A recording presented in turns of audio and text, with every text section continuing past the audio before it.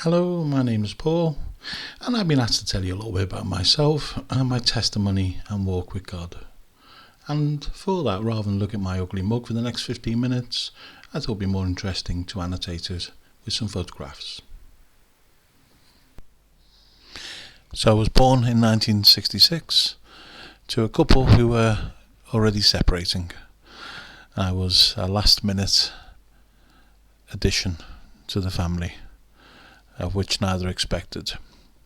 Didn't see much of my father until I was in my late teens, and my mother, although she loved children and she got married so she could have a child, wasn't expecting two. I had an uneventful childhood in many ways, although in other ways it was a bit different to the average. I got to secondary school without incident. I very much enjoyed chess, and I remember choosing the secondary school simply because there was pictures of a chess team, which I didn't realise until I joined the school didn't exist anymore. So here I am at Anfield Comp, not a near school to myself, not the local school, but approximately a 30-40 minute walk each morning and evening to and fro. Of course, as many have less than fond memories, the one place you always wished to avoid or spend least time in was the school playground. And being a very tall, above most of my age group, if not the year above, it was almost like having a target on my forehead. So the one thing I always tried to do was avoid the playground. And to do that, the one way I found was to join the music department. It was one of the few departments that allowed you to stay in during break and lunch, and even gave you a little ID card to allow you to get past the prefects at any time so that you could go to the music rooms. Although I didn't have a lot of love for my own parents, I was brought up pretty well by my grandmother, who was a very Victorian lady who showed very few emotions in public, but founded the church with her husband, my grandfather, called Larkhill Gospel. When I was 18, Billy Graham came to Liverpool, which was the start of knowing the Lord for myself. I was one of the many thousands who gave their lives on that day, who walked down those very, very long steps onto what for some must have been hallowed ground, but for me it was hallowed ground for a different reason. It was the day I gave my life to the Lord. Shortly later, I gave a lot of my time to Nugent Park Church, which was also a church my grandmother was involved with as an elder. And during this time, we had, during the summer of 2085, a tent mission in Nugent Park. And somehow I managed to volunteer to do the night shift to secure the tent and make sure that nobody tampered or stole anything, etc. Of course, it was Liverpool in the 80s. And even though I was working full time, I would manage to do the evenings right through until somebody relieved me first thing in the morning, go home, grab something to eat, and still manage to get to work, do a full day, a few hours sleep, and attend the evening service, after which I would stay on for another evening. But to me, it was important. And in 1990, I was baptised. I was attending Garston Bridge Chapel at the time, which actually used to use a school and didn't have its own baptism. And I'll never forget that day for many reasons. But that was a day that reaffirmed my commitment to the Lord, and that would always be His. I somehow managed to get into teaching. Prior to that, I had a number of years working in computing, and while I was working in computing, I managed to get my first degree, from which got me a teaching position. And then While I was teaching, I managed to get a second degree and then a master's degree in education. But life really began when I met this young lady. You all know Sam. She's the light of many people's lives and the anchor of my existence. And for many years I was happily Sam's carer, and I'd tinker around the house. And despite people not believing me, I actually was very slim when I was a child. In this particular photograph I'm holding what I recall was something like a 28-pound pike, which at the time was certainly a lake record from Bala. But the Lord was always in my life. Although I didn't have much love from my biological mother and father, I did have others in my life who were both Christian and showed great love. Of course, in 2015 I was horrified, like so many, to hear of the death of a young Syrian boy, Alan Kurdi, who was washed up on the beaches of Greece with other members of his family. On hearing about an organisation called Caravans for Calais, me and Sam decided we would donate a caravan. But unfortunately, there was no one up north who was able to collect this.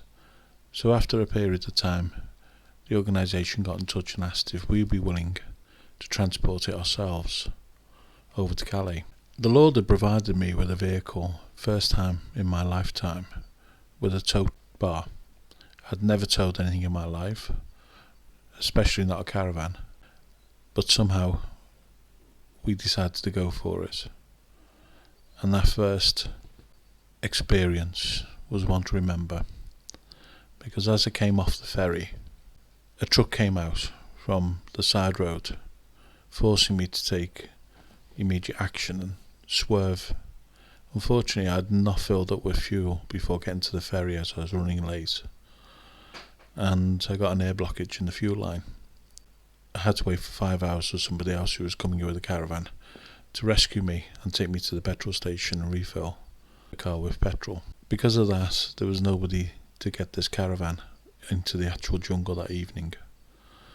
So I was asked if I'd use an old Polish military truck which could pull anything through all the thick mud and take the caravan and put it in its place in the jungle, because it was urgent for this young baby boy who'd been born only days before.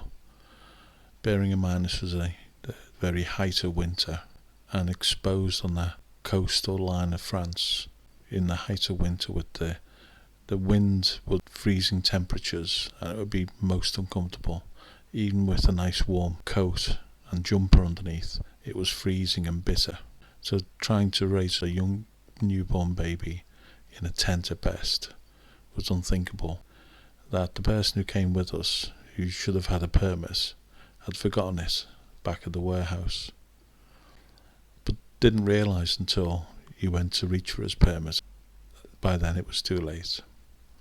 I was naive at the time.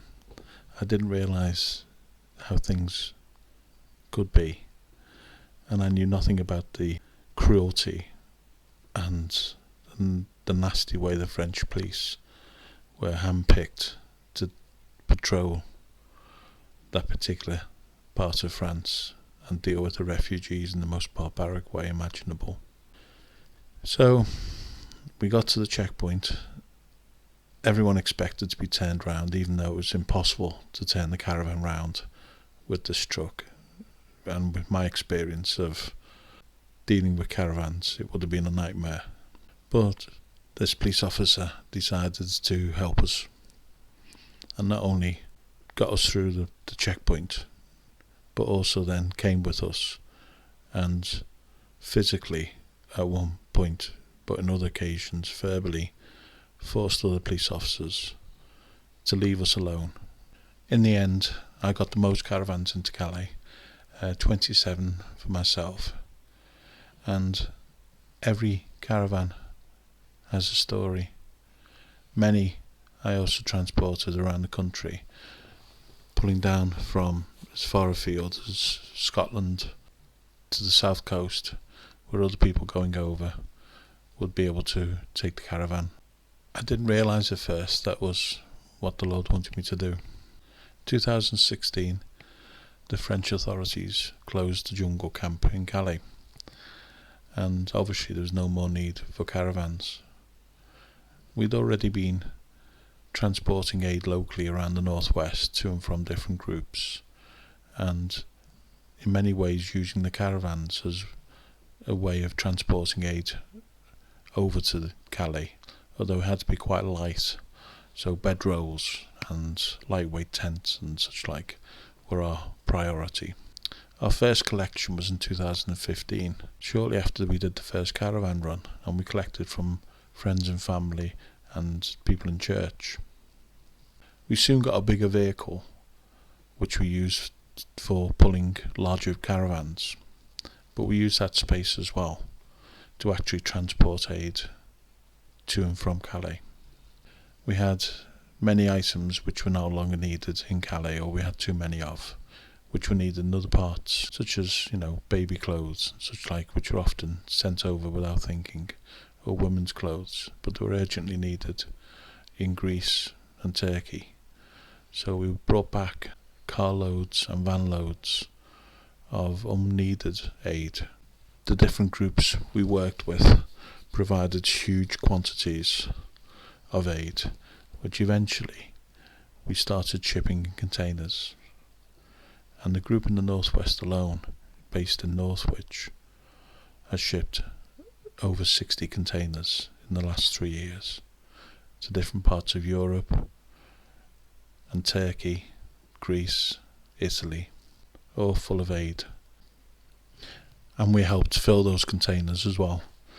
This picture was taken in 2016 at the Leeds Festival, where me and Sam went down with others to collect as many bedrolls and tents as we could fit in our vehicle.